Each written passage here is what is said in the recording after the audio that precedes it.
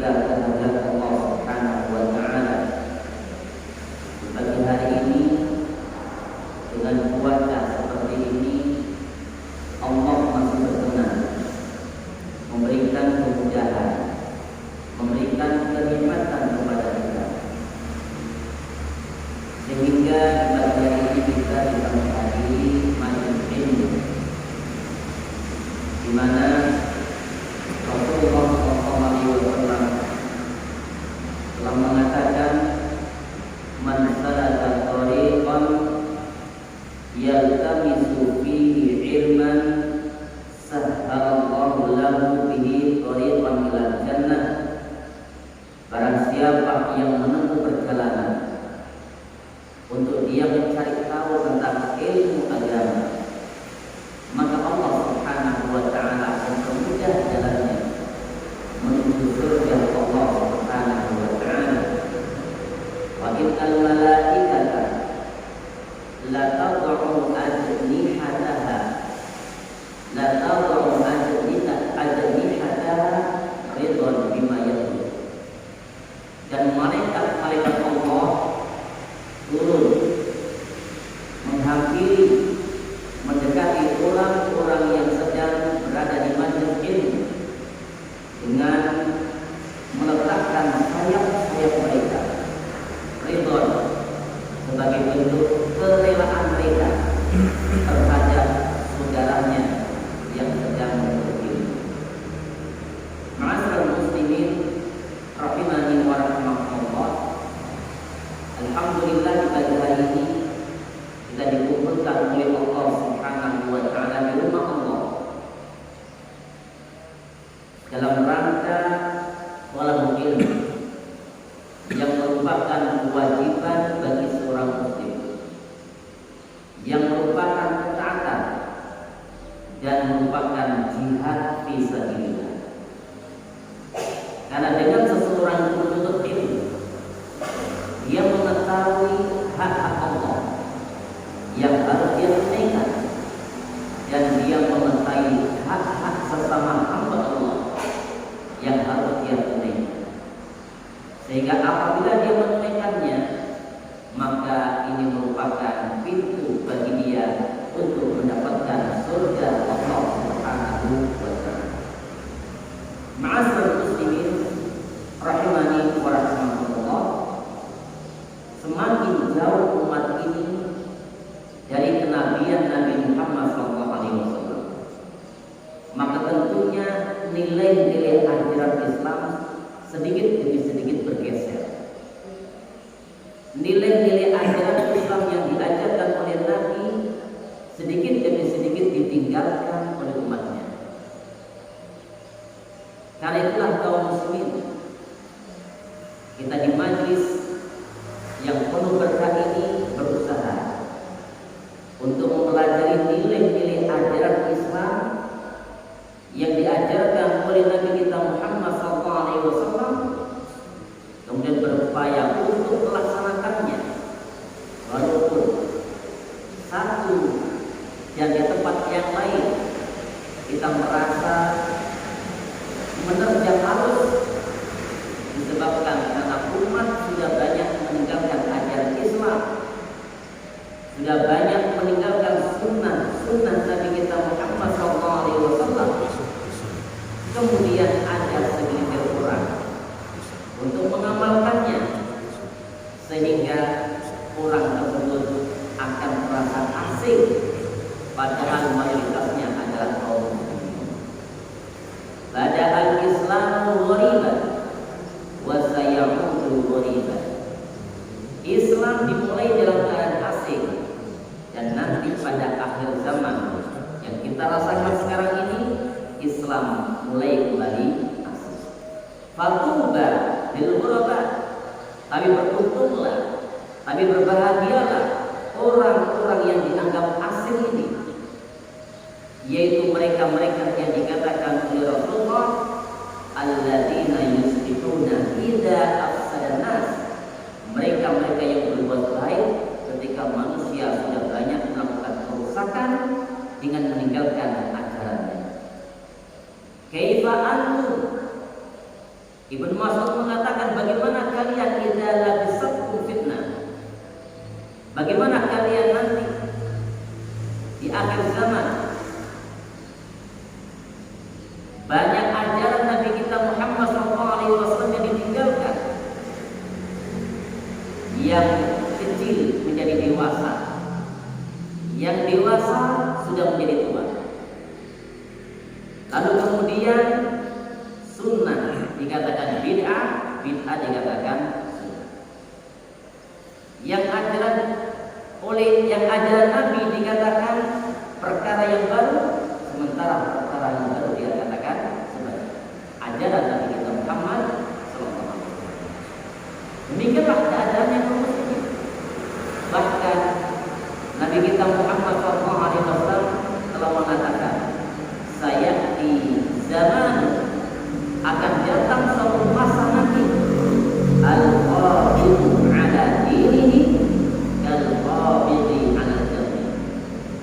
Orang yang berada di atas agamanya, berusaha untuk mengamalkannya, berusaha untuk mempelajari dan mengamalkannya, itu kondisinya apa yang dikatakan oleh Nabi, kal-qabidi ala jannah. Ibaratnya orang tersebut seperti memegang bara. Kalau dia kuat, dia akan selamat.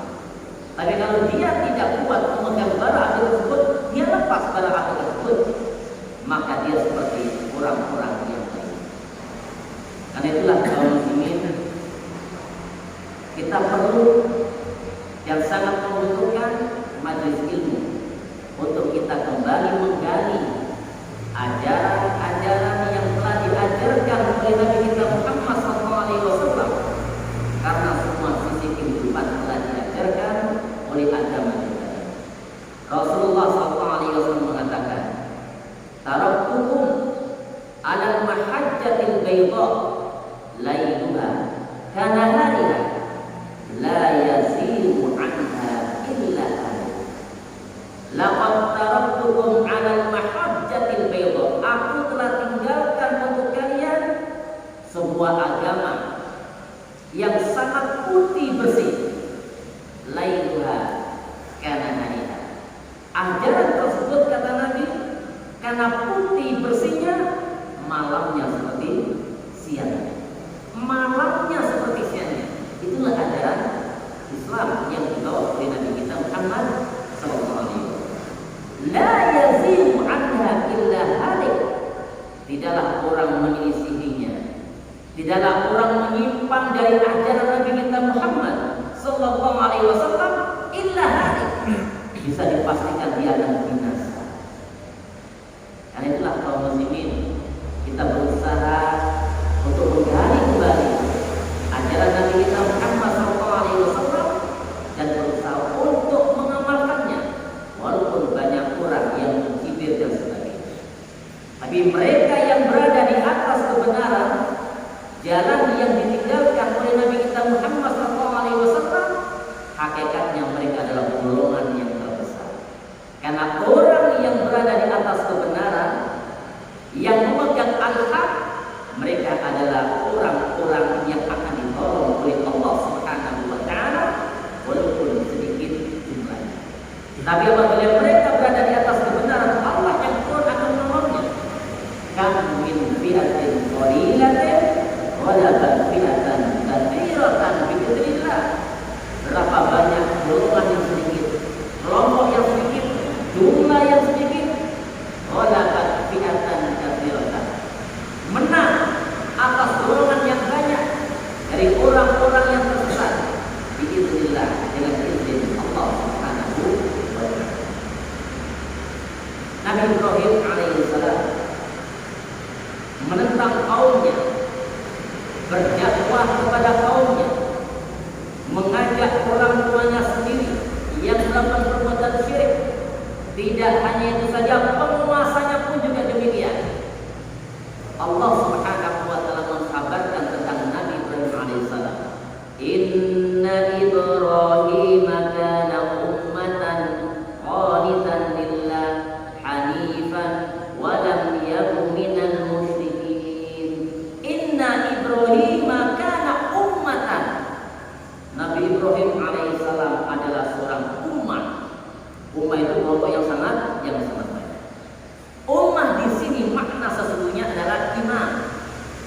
Ibrahim alaihissalam adalah seorang imam, seorang diri yang berada di atas kebenaran yang akan menjadi panutan. Tapi Allah Subhanahu wa taala memanggilnya dengan istilah ummatan. Nabi Ibrahim alaihissalam, seorang nabi yang berada di atas kebenaran, diperintahkan untuk menyebarkan kebenaran, diperintahkan untuk memegang kebenaran. Seorang diri, Allah katakan ummatan, kelompok yang sangat besar, kelompok yang akan ditolong, kelompok yang akan dimenangkan oleh Allah, walaupun seorang diri. Karena itulah para ulama mengatakan, kenapa Allah Subhanahu wa taala memanggil Ibrahim dengan panggilan ummah, tidak memanggil dengan imaman, seorang imam. Agar supaya mereka yang berada di atas kebenaran, memegang ajaran nabinya yang mulai banyak ditinggalkan oleh umatnya, sehingga masa berbalik, yang sunnah dikatakan bid'ah, yang bid'ah dikatakan sunnah, yang hak dikatakan batil, yang batil dikatakan hak, agar supaya mereka yang berpegang teguh dengan agamanya sesuai dengan apa yang diajarkan oleh Nabi kita Muhammad SAW, agar tidak merasa terkucilkan, tidak merasa minder, tidak merasa terasing, walaupun apa? Menerjang arus, walaupun banyak dicibir, walaupun banyak menyelisihi kebanyakan orang yang jauh daripada ajaran Nabi kita Muhammad sallallahu alaihi wasallam. Wa in tuti aktsara man fil ardi yudilluka an sabili. Ya Muhammad, andaikan saja kamu mengikuti kebanyakan manusia, maka mereka akan menyesatkan kamu. Karena kebanyakannya manusia demikian menyelisih ajaran Nabi kita Muhammad sallallahu alaihi wasallam. Kaum muslimin yang dirahmati Allah Subhanahu wa taala, kita bermajlis sebagai bentuk ikhtiar, usaha untuk menggali kembali ajaran Nabi kita Muhammad SAW. Kita pelajari, kita amalkan dan kita praktekkan agar kita menjadi pribadi muslim yang berkualitas, menjadi pribadi muslim yang baik, menjadi seorang muslim ketika mereka di kantor, menjadi seorang muslim ketika dia di lingkungannya, menjadi seorang muslim ketika dia berlalu lintas, menjadi seorang muslim ketika dia menjadi karyawan, menjadi seorang muslim ketika dia mencari mata pencaharian, menjadi muslim ketika dia berada di keluarganya. Inilah harapan kita ketika kita menggali lagi menjalankan sunnah Nabi kita Muhammad sallallahu alaihi wasallam. Fa inna khairal hadi hadi Muhammadin sallallahu alaihi wasallam. Karena sebaik-baik petunjuk adalah petunjuknya Nabi kita Muhammad sallallahu alaihi wasallam. Ma min syai'in yuqarribu ila al-jannati wa yubaidu 'anha illa wa qadina lahu. Kata Rasulullah sallallahu alaihi wasallam, tidak ada sedikit pun urusan yang bisa mengantarkan orang ke surga, menjauhkan dari neraka, illa wa qadina lahu. Semuanya telah dijelaskan kepada tinggal kita kaum muslimin. Mau nggak kita menjadi pribadi muslim yang mulia, berkualitas? Nah, itu semuanya ada pada ajaran Nabi kita Muhammad sallallahu alaihi wa ala alihi wasallam. Ma'asyiral muslimin rahimani wa rahimakumullah. Kita akan mempelajari pagi ini dua prinsip ketika kita berhubungan dengan sesama manusia. Agar supaya apa? Agar kita sebagai seorang muslim berkualitas, berkepribadian yang baik, dengan dua prinsip yang diajarkan oleh agama kita. Ma'asyiral muslim rahimani wa rahimakumullah, kita akan mempelajari surat Al-Baqarah ayat 237. Surat Al-Baqarah ayat yang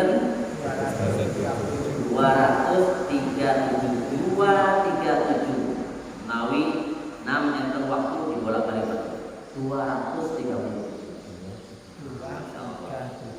Biar apa? Prinsip ini tertanam betul dalam pribadi kita dan kita amalkan sehingga betul-betul kita menjadi seorang pribadi muslim di rumah kita, di lingkungan kita, di tempat kerja kita. Nah, di jalan, di pasar, agar supaya kita betul-betul menjadi seorang pribadi muslim yang baik. Ma'asyiral muslimin rahimani wa rahimakumullah. Allah Subhanahu wa taala menyebutkan dua prinsip ini. Nah, di dalam surat Al-Baqarah 230. A'udzu billahi minasy syaithanir rajim. Wa in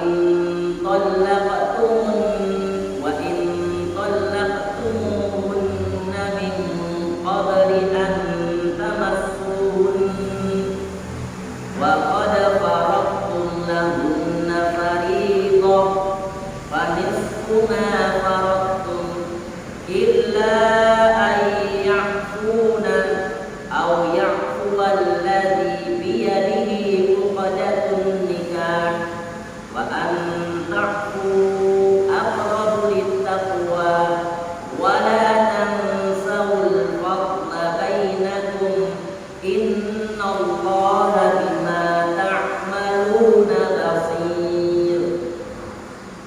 Allah sebutkan dalam ayat ini, wa in talaqtumuhunna, apabila kalian menceraikan istri-istri kalian, min qabli an tamassuhunna, kalian ceraikan dalam keadaan kalian belum menggaulinya. Nah, terjadi pernikahan, pasti terjadi apa? Dan akan terjadi perceraian. Ya, mau kumpul juga harus siap sih pisah. Ya, ketika orang berkumpul berarti harus lihat siapa? Pisah. Nah, apabila kalian kata Allah menceraikan istri kalian dalam keadaan kalian belum menggauli dia, belum menyentuhnya. Nah, wa qad faradtum lahunna fariidah, dan kalian sudah menentukan maharnya. Ya, walaupun belum diserahkan, walaupun apa belum diserahkan, maharnya sudah ditentukan.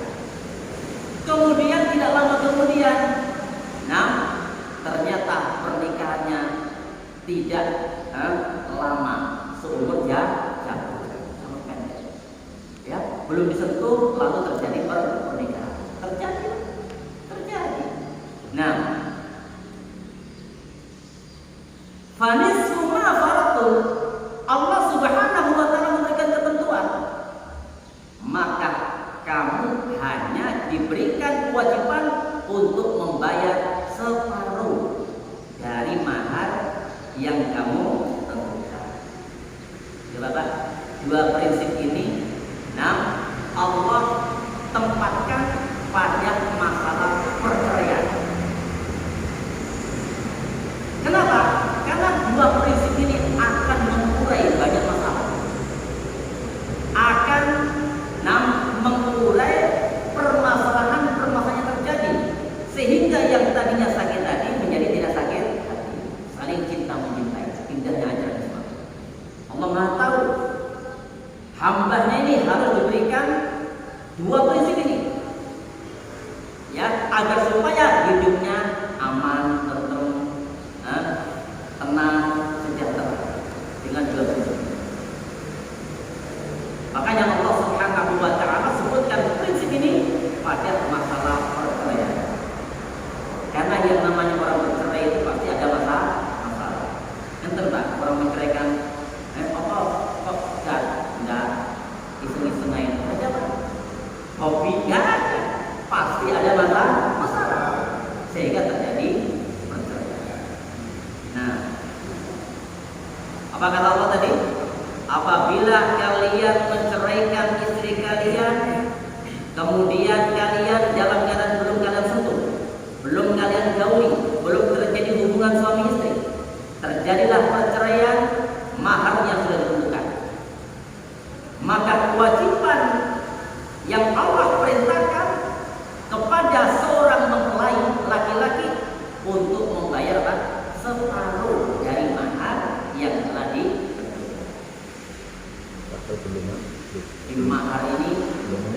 Mahar ini Pak, nah, sesuatu yang paling dibenci oleh kaum wanita.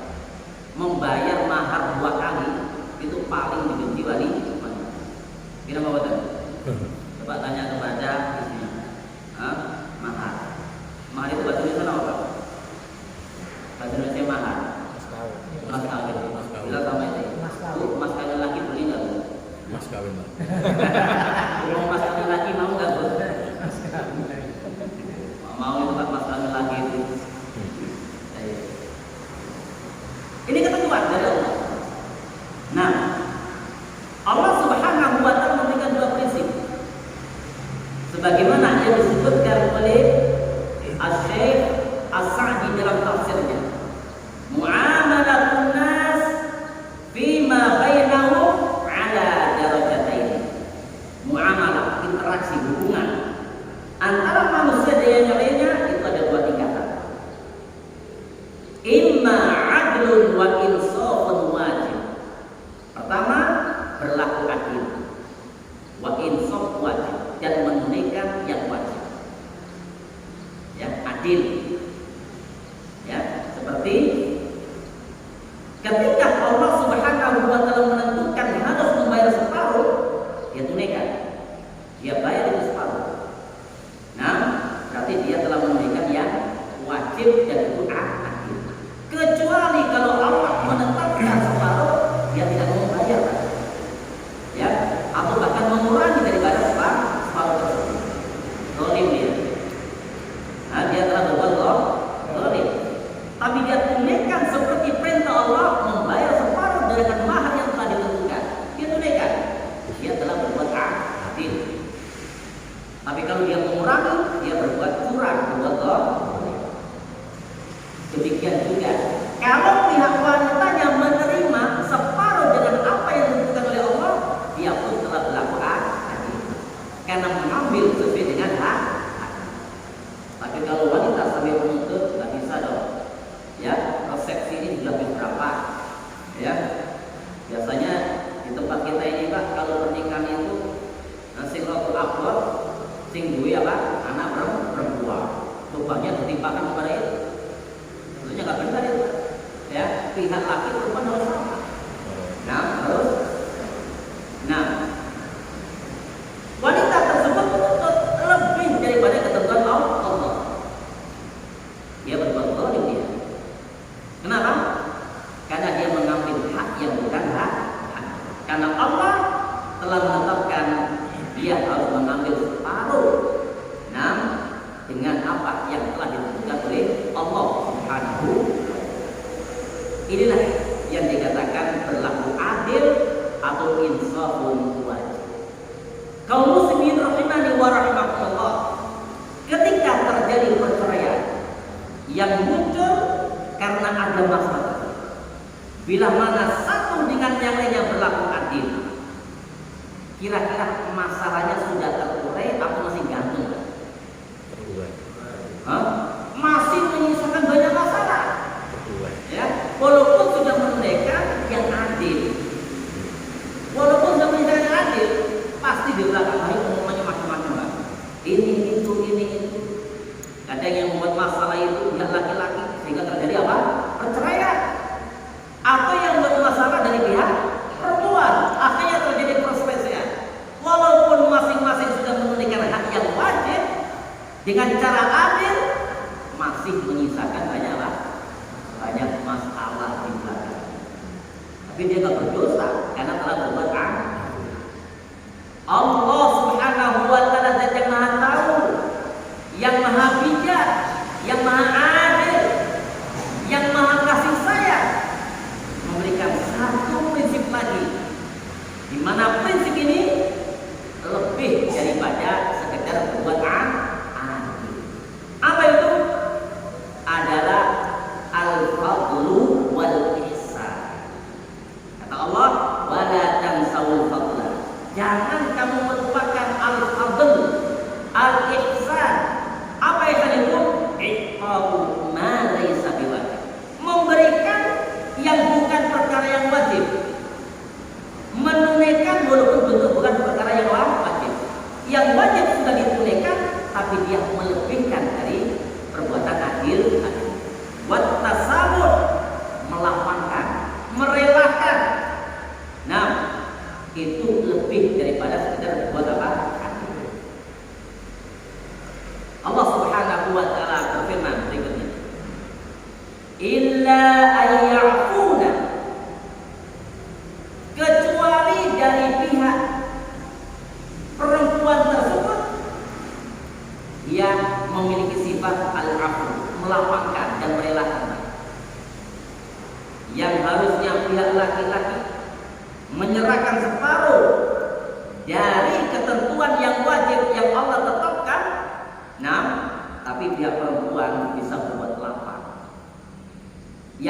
tidak mengambil yang wajib separuhnya, tapi dia memaafkan dan merelakan. Walaupun seandainya masalah yang terjadi disebabkan dari pihak laki-laki, menyakitkan kan? Ya, gara-gara kamu akhirnya terjadi perceraian. Tapi pihak perempuannya, pihak wanitanya, mempelai perempuannya merelakan. Sudahlah, kamu tidak usah membayar maharnya. Subhanallah, tidak usah membayar maharnya. Kira-kira ada. apa yang terjadi setelahnya? Walaupun dia menyakiti, dia buat masalah. Yang satu pihak yang disakiti bisa lapang dada, memaafkan dan merelakan. Yang tadinya ada masalah kira-kira selesai, insya Allah akan bisa terpastikan. Ya, dipastikan bisa terurai masalah. Yang tadinya benci jadi apa? Sayang. Balik mana Pak? Itulah yang kita katakan dengan al-ihsan wal aw ya'fu alladhi biyadihi nikah, atau yang memaafkan, yang merelakan adalah pihak laki-laki. Dia harus membayar separuh dengan apa yang telah ditentukan oleh Allah, walaupun seandainya yang bermasalah dari pihak wanita. Dia punya lapang dada, memaafkan, merelakan, datang kepada pihak wanita. Nah, akan saya bayar semuanya. Dan berapa biaya untuk acara resepsi? Biar saya yang akan melunasinya, biar saya yang akan membayar. Kira-kira bagaimana ini? Nah, masalah akan segera terjadi. Yang tadinya benci, banyak masalah, yang tadinya motor, ya kendor lagi ototnya. Inilah yang jarang, yang sering kita lupakan, al-adil wal ihsan. Ihsan inilah yang sering kita lupakan. Pernah terjadi pada zaman sahabat. Ketika itu Jubair ibn Mut'im menawarkan putrinya kepada seorang sahabat, Sa'ad bin Abi Waqqas, untuk menikahi putrinya. Sebagai seorang muslim, ketika mendapatkan tawaran kebaikan dari seorang yang muslim, dia berusaha menyenangkannya. Diterima putrinya tersebut, padahal dia tidak ingin menikahinya. Dia tidak ada keinginan menikahinya, tapi karena ingin menyenangkan saudaranya, dia terima putrinya dinikahikan. Tapi tidak lama kemudian diceraikan. Nah, setelah itu dia tunaikan maharnya sepenuhnya, ya, dikembalikan dengan baik, kemudian maharnya dipenuhi. Nah, kemudian Jubair bin Mut'im mengatakan, kenapa kamu lakukan ini? Yang harusnya kamu menunaikan separuh dengan tuntutan Allah, kenapa kamu bayar sepenuhnya? Apa jawabannya? Wa ainal fadl? Mana keutamaan yang telah diajarkan oleh Allah dalam Al-Quran? Kamu harus betul lebih baik. Dan memberikan apa? Kebaikan kepada yang baik. Ma'asyiral muslimin rahimani wa rahimakumullah. Prinsip kedua ini sering kita lupakan. Nah, karena ihsan dan fadl ini tidak hanya masalah perceraian, dalam kehidupan kita sehari-hari. Contohnya dalam jual beli. Sehingga Nabi kita Muhammad SAW bersabda, rahimahullahu samhan idza ba'a, samhan idza ishtara, samhan idza qada, samhan idza qada. Allah Subhanahu wa ta'ala senantiasa menyayangi, merahmati hambanya. Samhan idza ba'a, dia lapang tatkala dia menjual. Dia sebagai seorang pedagang, penjual, lapang dalam menjual dagangannya. Ya, berapa ini Pak? Harganya Pak 50.000. Di tempat yang lain kalau lebih mahal 55.000. Ini 50.000. Itu pun masih dikasih diskon. Untuk Bapak dan Bapak 45.000. Kira-kira banyak pelanggannya nggak begini Pak? Ya. Kenapa? Karena dia bersuara buat lapang tadi. Ya, harusnya dia bayar 50.000 menghargai. Ya, 50.000 Pak. Nah, kemudian dikembalikan. Ini Pak, 55.000 diskon dari saya.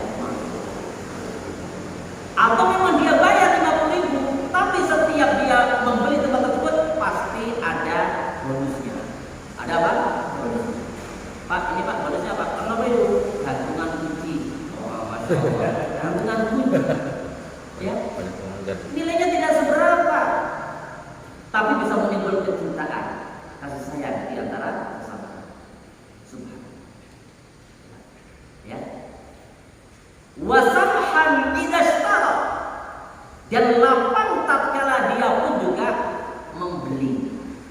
Ya. Dia menjual lapang, nah membeli itu juga apa? Lapang. Ya. Beli baju harganya 145.000. Baju 145.000. Boleh duit yang dipanggil kondono gitu ya. Ono satu set. Ya. Ini Pak 150. Ya. Kembaliannya Mas, enggak usah Pak, enggak apa-apa juga Pak. Kira-kira pembeli kan dicari enggak sama penjualnya Pak? Jadi sih biasa itu pusing ngambil itu. Itulah. Ya, ihsan al-fadl ini perlu kita biasakan Pak. Ya, bapak-bapak nasihati, pesan kepada istri-istrinya kalau ke pasar, ke Melijo, nih Bu, kalau beli sisa 500.000 nggak usah ditunggu, ditinggal aja, pulang pergi sana sambil bersedekah. Ya, jangan 500 ditanya Pak. Mbak, Bu, tak boleh silian susuan. Sampai 10 menit kalau cedil dan gara-gara belok 5. Penjual juga demikian Pak. Penjual juga demikian. Ya, berusaha. Bagaimana pelanggannya itu cinta, senang, laris, harus melakukan sikap apa? Ihsan dan tauhid. Allah Subhanahu wa taala sebutkan dua prinsip ini di dalam masalah apa? Nah, masalah perceraian. Karena dengan itulah akan terurai masalah-masalahnya. Ma'asyiral muslimin rahimani wa rahimakumullah. Kita sebutkan sebuah kisah bagaimana praktek salafus saleh dari sahabat Nabi. Sahabat Abdullah bin Mas'ud radhiyallahu taala anhu ketika dia pergi ke pasar membeli makanan, dia duduk di warung tersebut. Dia beli, dia makan itu. Selesai hajatnya, kemudian dia ingin membayar. Dia teringat bahwasanya dia telah meletakkan uangnya di imamannya tadi. Nah, taruh di imaman. Tapi barangkali biar aman lah ya. Nah, taruh di imaman. Kalau ibu bisa kan taruh di sini kan aman sudah itu ya. Nah, taruh di tangan itu aman sudah. Nah, dompet taruh itu aman. Nah, ketika selesai makan mau membayar, namanya dilepas dicari, ada hilang. Nah, diambil oleh orang. Akhirnya, orang-orang yang di pasar melaknat, mendoakan keburukan bagi pencurinya. Qata Allahu yada sarik, semoga Allah memotong tangannya pencuri. Macam-macam mereka ngomong. Nah, mereka doakan keburukan untuk pencuri tersebut. Coba kita bisa melihat bagaimana reaksi daripada sahabat Abdullah bin Mas'ud yang terkena musibah, sudah membayar uangnya diajukan. Dia hanya mengatakan, ya Allah, in kana hamluhu, apabila motivasi pencuri tersebut mengambil uangku tadi itu karena dia butuh, ya Allah, fabarik lahu fi. Ya Allah, berkailah harta yang dia ambil dari Allah. Berkailah harta yang dia ambil. Mendira sedang berdoa. Oh, masa nggak menjauh ibadah. Kemudian dia sempat dicolok. Ya Allah, barangkali saudara kita lagi butuh dari sananya berjot, kasih berangkat ketemu mertua, sedang tidak enak, berarti harus berkata saudara. Moga-moga sadar itu di orang masjid. Moga-moga sadar itu kayak ibadah. Enak nggak gitu juga?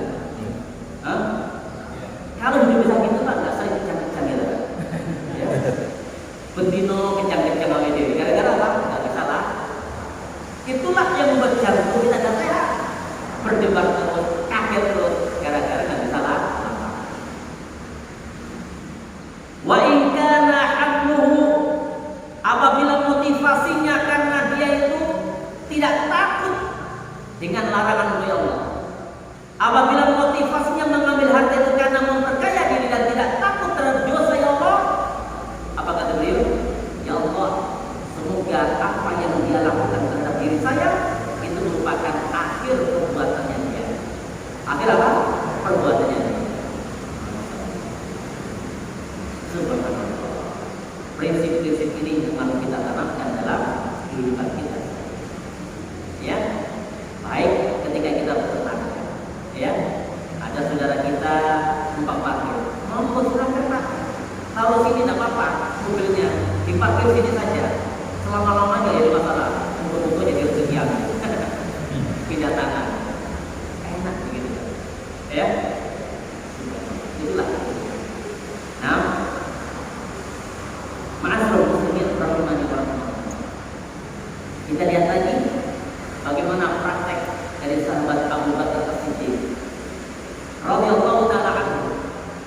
Nah, sampai turun ayat wala ya'tali ulul fadli minkum was-sa'ah.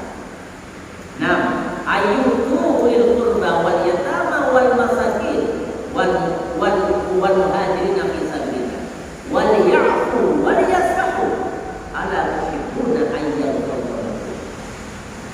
Sampai turun ayat, jangan tidak boleh orang itu bersumpah untuk tidak melakukan kebaikan, bersumpah untuk tidak melakukan apa? Kebaikan. Nah, tidak boleh.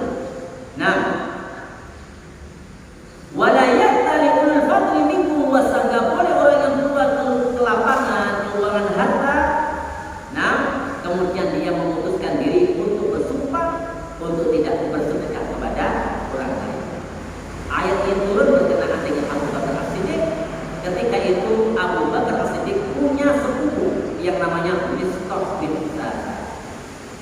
Mistah bin Usasa ini, nah, hidupnya fakir. Dia muhajirin, fakir, miskin hidupnya.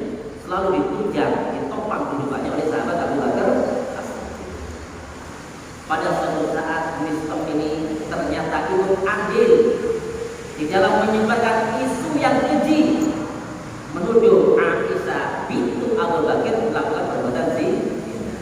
Pengalaman benzino dinafkahi, benzino dipandu, tiap hari diperhatikan hidupnya.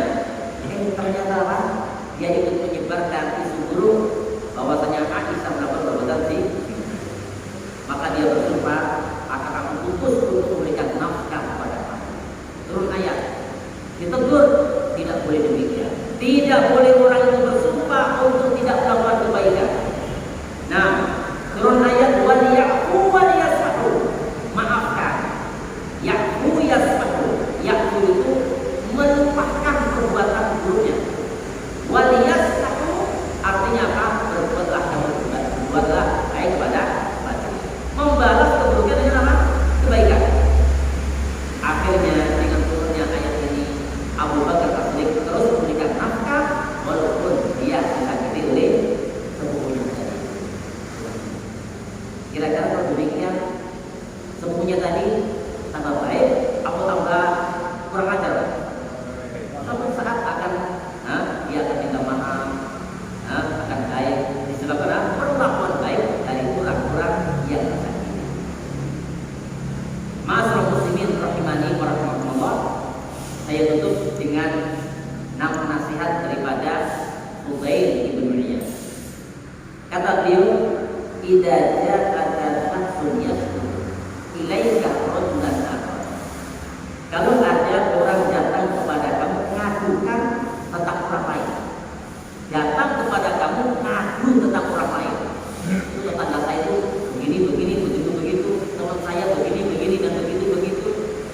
Kalau ada orang datang kepada kamu mengadukan orang lain kepada kamu, fakulahu, sampaikan saja kepada dia. Nah, maafin saja perbuatannya, lalaikan saja keburukannya saja. Dan apabila teman kamu itu mengatakan, aku tidak mampu memaafkannya, aku tidak mampu lapang kepada orang tersebut, kata beliau, katakan kepada dia, balaslah orang tersebut sesuai dengan kadar yang dia lakukan. Tidak boleh berlebih. Jadi nggak bisa Pak kita Pak. Kadang itu membalas orang lain itu melebihi dari apa yang mereka lakukan kepada kita. Itu nggak boleh. Nah, kalau membalas sesuai dengan balasan tersebut. Wa ini i'tada 'alaikum fa'tadu bimisli ma'tada 'alaikum.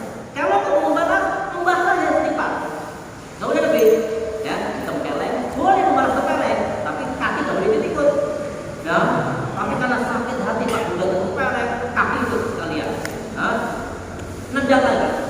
tinggi lagi. Mana tadi ditempelkan. Nah, begitu. Kalau seandainya dia tidak mampu membalas dengan yang setimpal, katakan kepada dia, lebih baik kamu maafkan. Lalu apa indikatornya lah orang bisa lapar? Kata beliau, fa inna sahibal 'afwi yanamu bil laili 'ala firashihi.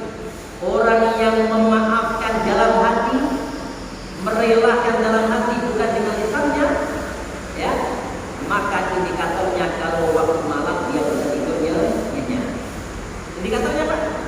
Ya, kalau kita punya masalah dengan orang, sudah kita relakan, sudah kita maafkan, dari dalam hati kita malam setumpah, menggel dia. Ya, nek permisi bolak balik kayak itu, gitu kan? Berarti apa? Memaafkannya jadi lisan lah. Wis tak pura dan saya maafkan dan saya relakan, tapi bagi nggak turun. Ya, bagi itu turun. Padahal rumah api, ya, AC nggak ada nyamuk gitu kan? Tapi nggak bisa tidur. Berarti apa? Kepikiran. Berarti tadi itu apa?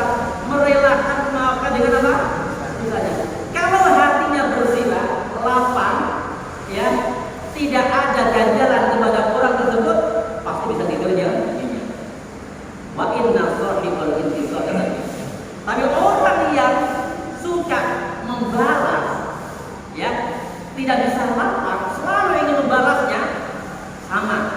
Yuqalli berubur. Dia berusaha untuk kembalikan urusan.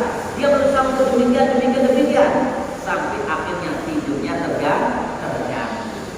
Kalau sudah tidurnya terganggu, nggak bisa istirahat, akhirnya sakit. Akhirnya kalau sakit turunin nih rumah sakit. Itu kenapa itu? Karena dia sulit untuk berbuat lapang. Sulit untuk berbuat apa? Lapang dan memaafkan itu. Makanya orang yang suka memaafkan itu cenderung hidupnya sehat. Cenderung hidupnya sehat. Kenapa? Karena jantungnya bekerja dengan stabil. Ya, kalau dia apa? Akhir. Ya, sehingga tidurnya dia terganggu. Itulah konsep. Ya, coba kita praktekkan dalam kehidupan kita sehari-hari. Ya, kita lapang di jalan, kalau kita jalan silakan. Ya, mau minta titip jalan, kita mikir. Ya, semua kehidupan kita, baik kita ketika menjadi seorang guru, seorang pegawai, seorang karyawan, apapun profesi kita, dimanapun kita ada, dibayangkan kita lebih lapang dan marilah, insya Allah masalahnya akan Ini barangkali 6 pelajaran yang bisa kita ambil pada pagi hari ini. Semoga 2 prinsip ini bisa kita amalkan dan semoga kita menjadi pribadi muslim dengan baik-baik dan pribadi sebagai seorang rasul. Allah Ta'ala ala bisawab wa akhiru da'wana alhamdulillahi rabbil alamin.